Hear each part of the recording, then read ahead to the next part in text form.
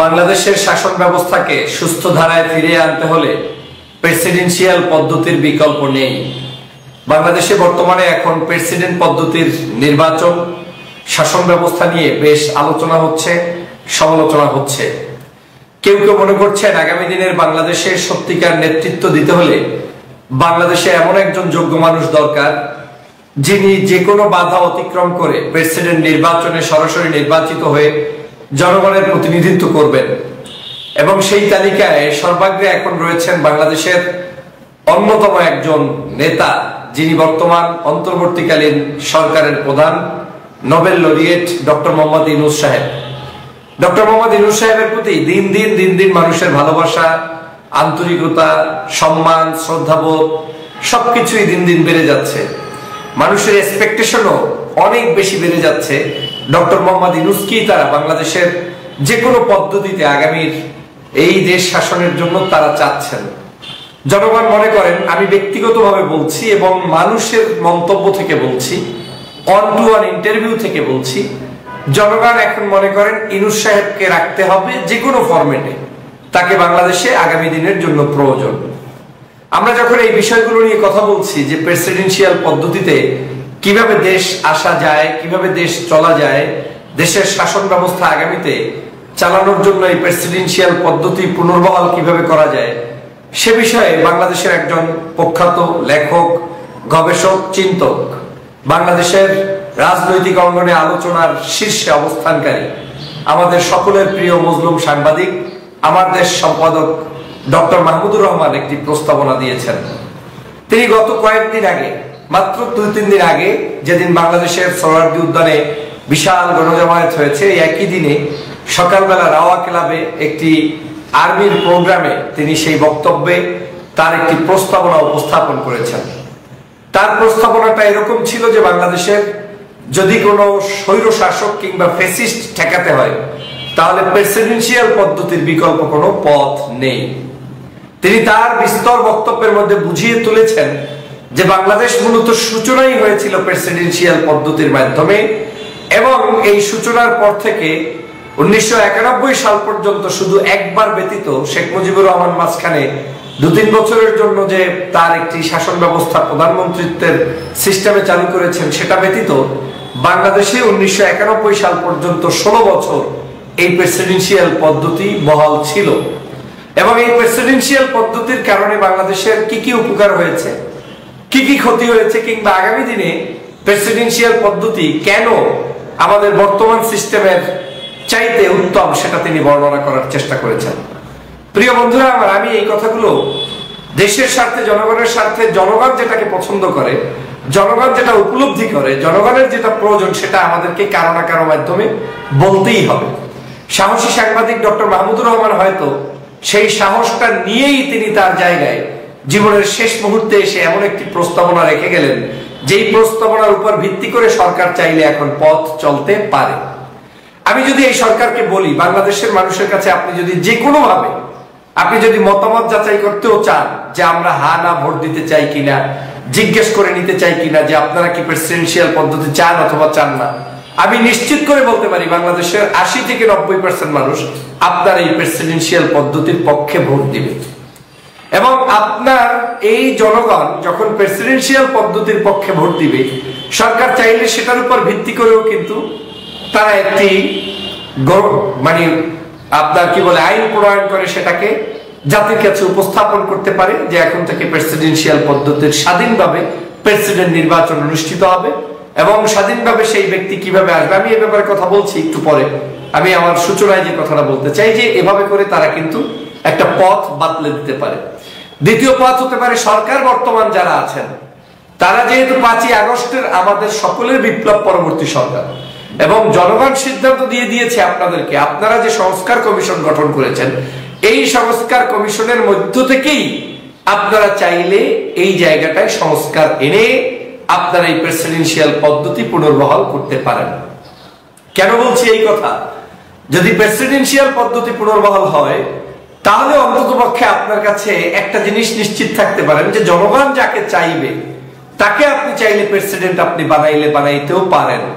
যেমন ballot paper যদি আলাদা থাকে, প্রেসিডেন্ট নির্বাচনে যদি ডক্টর মোহাম্মদ ইউনূস দাঁড়ায়, আর যদি প্রেসিডেন্ট নির্বাচনে যদি আরো 5 জন ব্যক্তি দাঁড়ায়, বিভিন্ন রাজনৈতিক দলের পক্ষ থেকে দাঁড়াতে পারে, অন্যরাও দাঁড়াতে পারে, জনগণ তখন ওই জায়গা থেকে উল্লেখযোগ্য ব্যক্তিকে পছন্দ করবে যে কোন ব্যক্তি বিশ্বের দরবারে সবচেয়ে মাথা উঁচু করে দাঁড়াতে পারবে, দেশটাকে দাঁড় করাতে পারবে, কোন ব্যক্তি সবচেয়ে ভালো অর্থনীতি বুঝবে, সমাজনীতি বুঝবে, তাকে কিন্তু জনগণ ভোট দেবে। এটা শুধু ইউনূস সাহেবকে রাখার জন্যই করতে হবে এমনটা নয়, বরং বাংলাদেশের ভবিষ্যতেও আপনার প্রত্যেকটা সেক্টরে যাতে ভালোভাবে কাজ পরিচালনা হয় সেই স্বার্থে কিন্তু এরকম একটি পদ্ধতি আবিষ্কার করে রাখলে এখনই হচ্ছে সেটার মোক্ষম সময়।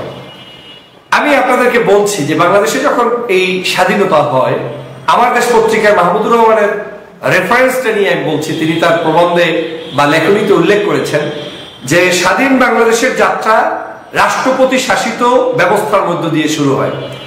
তিনি বলছেন, স্বাধীনতার প্রথম ঘোষণায় মেজর জিয়া নিজেকে অস্থায়ী রাষ্ট্রপতি হিসেবে পরিচয় দিয়েছিলেন। তার মানে আমার রাষ্ট্র ব্যবস্থা কিন্তু রাষ্ট্রপতি দিয়ে শুরু হয়েছে।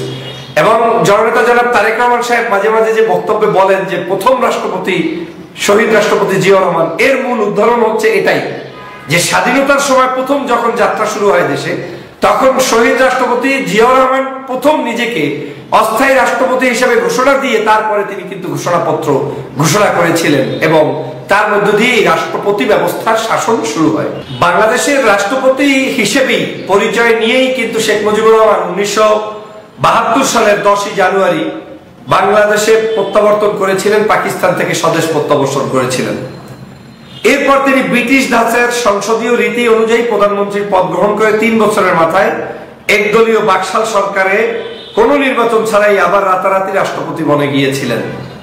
দেখেন, এখানে কিছুদিন তিনি ছিলেন প্রধানমন্ত্রী সিস্টেমের, আবার কিন্তু তিনি রাষ্ট্রপতিতেই ব্যাক করেছেন এবং সেটা একদলীয় বাকশাল কায়েম করেছেন, সেটা ভিন্ন আলোচনা। রাষ্ট্রপতিতে তিনি গিয়েছেন। তারপরে বাংলাদেশের 16 বছর রাষ্ট্রপতি শাসন ব্যবস্থা ছিল এবং 1991 সালের সংবিধান সংশোধনের মাধ্যমে রাষ্ট্রপতি শাসন থেকে আমরা আবার ওয়েস্টমিনিস্টার ব্যবস্থায় ফিরে এসেছি।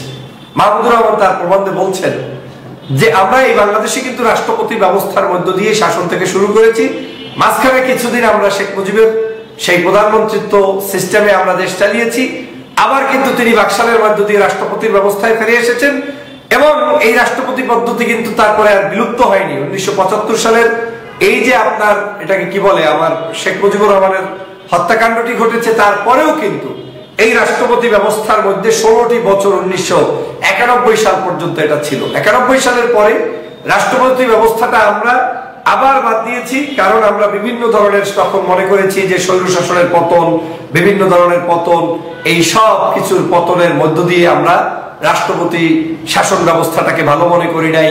তখনকার সময় এটাকে আমাদের কাছে গ্রহণযোগ্য মনে হয় নাই, বিদায় আমরা সেটাকে বাতিল করেছিলাম। কিন্তু বাতিল করার পরে আজকের এই বাংলাদেশে এখন পর্যন্ত শান্তির কি পথ আমরা খুব একটা পেয়েছি? 53 বছরে নতুন করে বাংলাদেশের শান্তির পথটা কোথায়? যে কি পদ্ধতিতে আমার শান্তি হবে? শান্তি কি আদতে হয়েছে না হয়নি? জনগণ এখন আবার উপলব্ধি করছে যে প্রেসিডেন্ট ব্যবস্থাটা আবার পুনর্বহাল হওয়া দরকার। এখন এখানে প্রশ্ন থাকতে পারে, তাহলে কি পূর্বের প্রেসিডেন্ট ব্যবস্থাটা আসলে কি বাংলাদেশের জন্য কতটুকু কার্যকারী ছিল?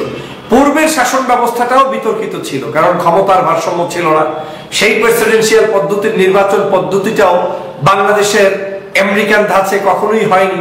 তো বাংলাদেশে কি হয়েছে? বাংলাদেশে হয়েছে কখনো এই যে এরশাদ সাহেবের অবৈধ নির্বাচন হয়েছে, তারপরে আপনার কি বলে শেখ মুজিবের বিনা নির্বাচনে হয়েছে। তো এই যে পদ্ধতিগুলো ছিল তারা সেটাকে কলুষিত করে। বাংলাদেশের এই প্রেসিডেন্সিয়াল পদ্ধতি নিয়ে পূর্বের যে পদ্ধতি ছিল সেই পদ্ধতি নিয়ে অনেকে অনেক জায়গায় বিতর্ক করছেন যে তাহলে সেই সময়গুলো আসলে কিভাবে হয়েছে। আমার দেশ পত্রিকার সম্পাদক মাহমুদুর রহমান তিনি তার একটি প্রবন্ধে এখানে খুব সুন্দরভাবে উপস্থাপন করে বুঝিয়েছেন যে বাংলাদেশের সেই সময়কার আসলে কে কিভাবে প্রেসিডেন্সিয়াল পদ্ধতি নির্বাচন করেছে। দেখেন, তিনি বলছেন বাংলাদেশে কখনোই যুক্তরাষ্ট্রের মতো অবাধ এবং নিরপেক্ষ নির্বাচনের মাধ্যমে প্রেসিডেন্ট নির্বাচন হয়নি। স্বাধীনতা উত্তরকালে প্রথম প্রেসিডেন্ট শেখ মুজিব কোনো নির্বাচন ছাড়াই 1975 সালের 25শে জানুয়ারি নিজেকে প্রেসিডেন্ট ঘোষণা করেছিলেন। তারপরে খন্দকার মোশতাক সামরিক অভ্যুত্থানের পরিপ্রেক্ষিতে প্রেসিডেন্ট হয়েছিলেন। পরে জেনারেল জিয়া ও জেনারেল এরশাদ চিফ মার্শাল ল অ্যাডমিনিস্ট্রেটর থেকে প্রেসিডেন্ট হয়েছেন এবং সেই পদে থেকে আবার প্রেসিডেন্ট নির্বাচন করেছেন। জেনারেল জিয়ার বিরুদ্ধে জেনারেল ওসমানীর প্রতিদ্বন্দ্বিতা করলেও জেনারেল এরশাদের পাতানো নির্বাচনে সব বিরোধী দল বয়কট করেছিল। বেসামরিক ব্যক্তি হিসেবে একমাত্র জাস্টিস সত্তার জনগণের সরাসরি ভোটে প্রেসিডেন্ট নির্বাচিত হয়েছিলেন, তবে তিনিও প্রেসিডেন্ট পদ থেকেই নির্বাচনে প্রতিদ্বন্দ্বিতা করেছিলেন। সুতরাং মার্কিন যুক্তরাষ্ট্রের প্রেসিডেন্ট পদ্ধতির কথা প্রস্তাব করছি, যেখানে নির্বাচিত সংসদের সঙ্গে প্রেসিডেন্টের ক্ষমতার যথেষ্ট ভারসাম্য থাকতে হবে। আমার প্রস্তাবিত প্রেসিডেন্ট শেখ মুজিব, জিয়াউর রহমান কিংবা এরশাদের মতো একক ক্ষমতাশালী হবে না। প্রেসিডেন্ট এবং সংসদের মধ্যকার ক্ষমতার ভারসাম্য রূপরেখা প্রস্তাব করার জন্য আমাদের সংশ্লিষ্ট বিশেষজ্ঞদের কাছ থেকে একাধিক প্রস্তাব, তারপরে সেমিনারে বিতর্ক, রাজনৈতিক ঐক্যমতের প্রয়োজন হবে। তবে ভারসাম্যটি কি হতে পারে তার উদাহরণটি ভবিষ্যতে আলোচনার জন্য তিনি রেখে দিয়েছেন। আজকের সেমিনারে তিনি যে এই প্রবন্ধটি লিখছেন সেখানে তিনি এ ব্যাপারে কিছু বক্তব্য দিচ্ছেন। সেটা হচ্ছে এই এক, প্রেসিডেন্ট সংসদের কাছে প্রাথমিকভাবে তার প্রস্তাবিত বাজেট পেশ করবেন।